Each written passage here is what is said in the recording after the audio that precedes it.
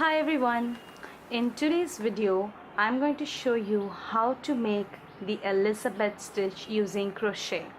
Now this is one of the easiest method and it's a fast stitch. It works up really fast and you don't need much time to make this. This is used for making blankets, baby blankets and scarves and many other things. You can also use it to make purses like I'm doing with this one. This is the green color that I'm using.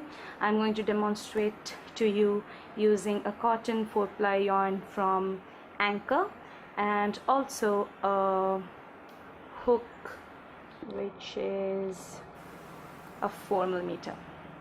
So this is going to be the stitch that I'm going to show you. It's a beginner friendly stitch. Even the beginners can do this. So without wasting much time, let's get started. To do this stitch, you need any yarn of your choice and a 4mm crochet hook. You can also use any other hook that you want. So to start off, make a slip knot. Now this stitch is worked up in multiples of 2 plus 4, which means that you can make your foundation chain in multiples of 2, that is 20, 40, 100, whatever you want to, and with that you want to add in 4 more stitches. So I'm going to chain up 1 2 1 2 1 2 1 2. This is just a demonstration, so I'm going to 1 2 1 2 and then I'm going to stitch up 1 2 3 and 4. So I'm going to do it in a smaller scale. I'm going to just show you the stitch. Maybe in the next tutorial I'll show you how to make a purse using the same stitch.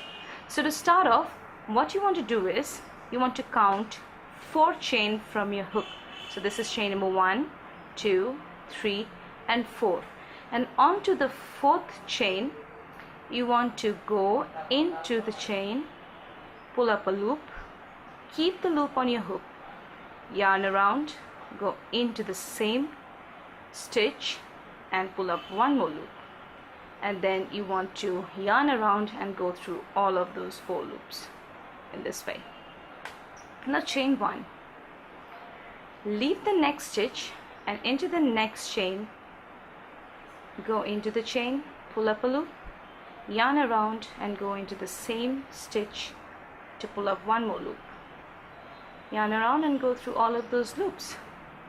Chain 1, leave a stitch and into the next stitch you want to go into the stitch, pull up a loop, yarn around, go into the same stitch, yarn around and pull up through all of those 4 loops. Chain 1 again, leave a stitch into the next stitch,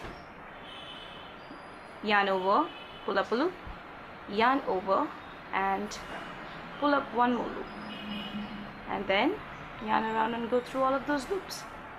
Chain 1 again, leave a stitch into the next stitch, pull up a loop, yarn around and pull up 1 more loop, yarn around and go through all of those 4 loops, and chain 1, leave a stitch into the next stitch, go into the loop, yarn around, go into the same loop and pull up 1 more loop, yarn around and go through all of those loops, and chain 1, leave a stitch and you'll be at the very end of the stitch, that is the last stitch of the first round.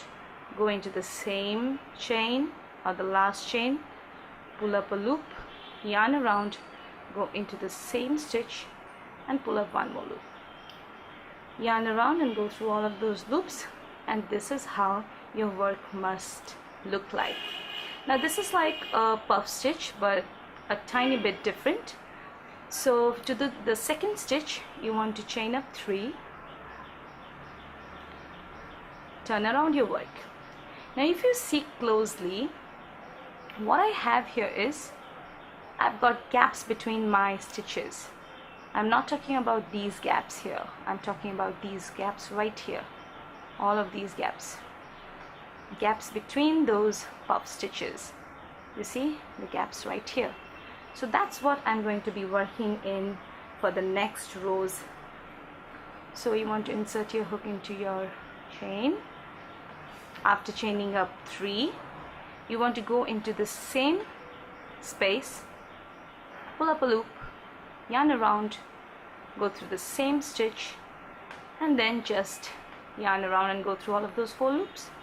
Chain 1, go into the next space, pull up a loop, yarn around into the same space and pull up 1 more loop. Again you have 4 loops, yarn around and go through all of those 4 loops.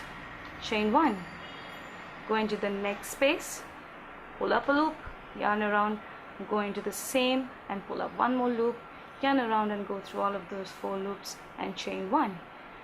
Again do this, repeat the same thing for the next rows and above until you reach the desired end, always chaining 1 in between the stitches.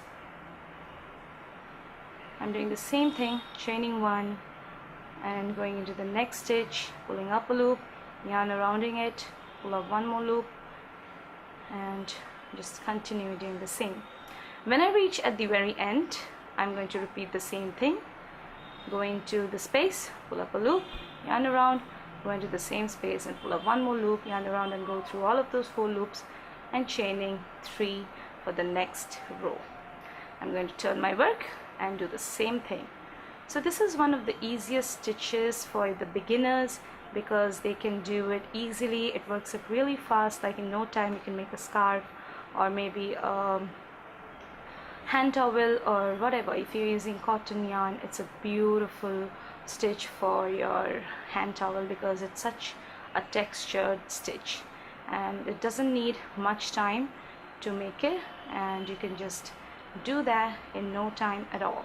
So I'm just repeating the rows 2 and 3, and that's all that I want to do.